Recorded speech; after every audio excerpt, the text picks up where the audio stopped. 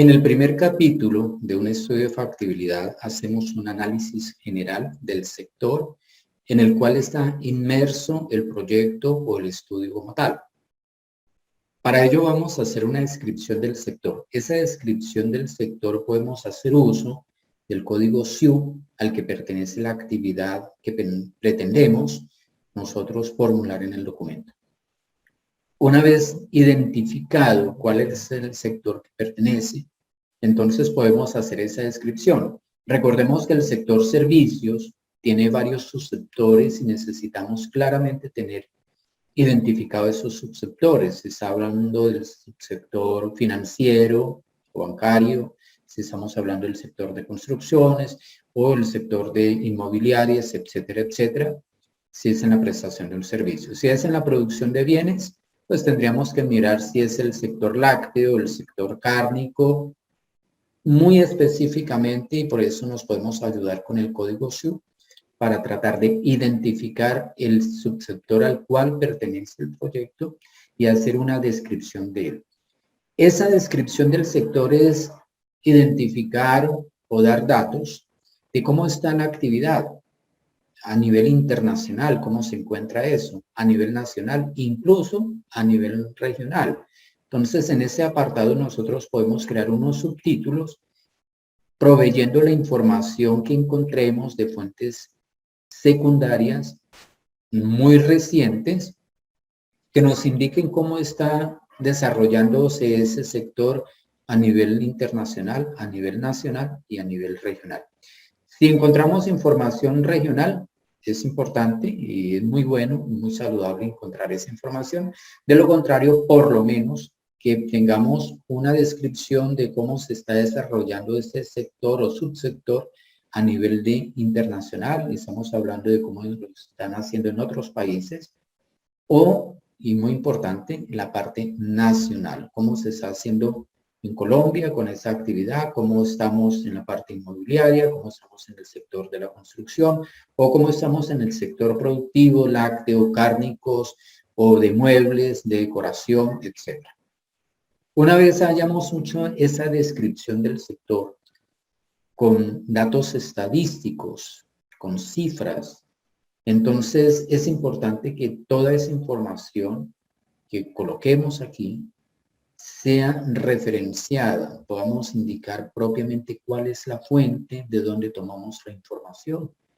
Y es válido que coloquemos notaciones propias, que no sea todo copiar y pegar, sino que nosotros presentemos aquí nuestra propia apreciación, nuestro propio análisis de cómo está la situación en el entorno internacional, nacional y regional. Es importante aclarar que debe conservarse ese orden de mayor a menor. Por lo tanto, se dice nivel internacional, luego el nacional y luego sí el regional. En algunos sectores podremos llegar a encontrar información del sector a nivel local, es decir, del municipio donde se pretende lanzar el proyecto. Si se consigue esa información es válido, es muy importante, porque ese análisis general del sector nos puede dar nosotros indicios de qué oportunidades y qué amenazas se puede presentar en ese mismo entorno. Luego pasamos ya a mirar la evolución del sector. En eso, de una forma muy resumida, vamos entonces a mirar históricamente cómo era ese subsector, cómo se pretende hoy o cómo se encuentra hoy en día, ese proceso que ha tenido, si hay organismos que controlan, que han regulado el sector como tal. Y aquí es importante mediante cifras describir si ha habido un crecimiento, cuánto está aportando al Producto Interno Bruto o en términos de la economía general y local.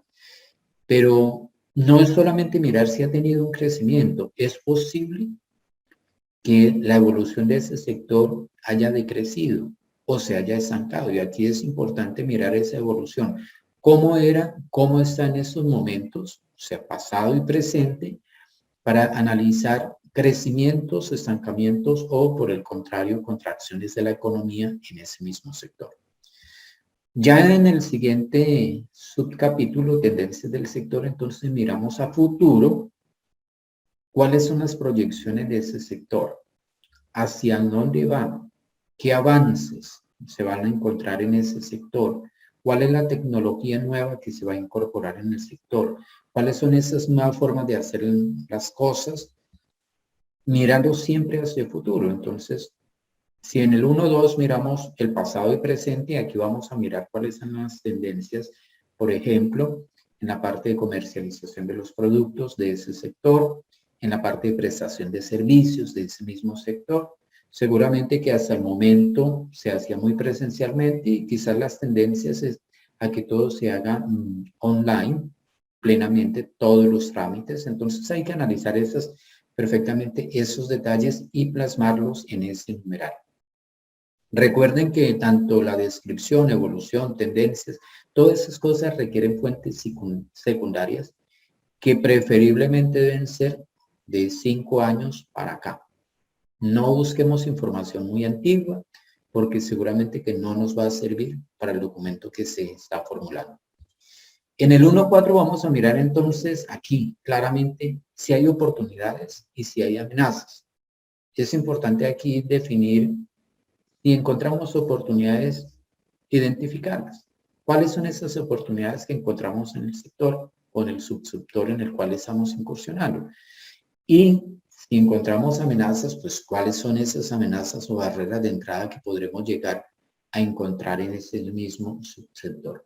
Es posible que en algún momento solamente identifiquemos oportunidades o solamente amenazas, pero procuremos de que la información que obtengamos realmente nos permita hallar tanto oportunidades como amenazas en el propio sector.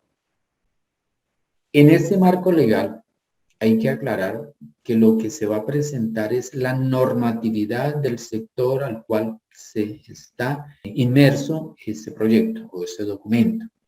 Aquí vamos a mirar tanto normas técnicas, leyes, acuerdos, resoluciones que tienen que ver con el sector a nivel nacional, departamental y municipal.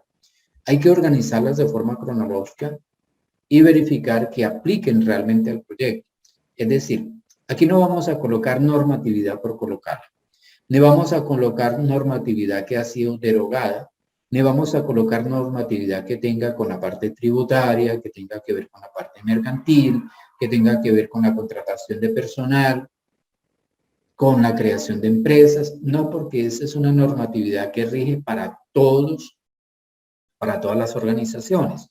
Como estamos haciendo es un análisis general del sector, en ese mismo capítulo pedimos cuál es el marco legal de ese sector, cuáles son esas leyes, resoluciones, acuerdos, decretos que tienen que ver claramente con ese sector y que lo están de alguna forma limitando, controlando o fiscalizando.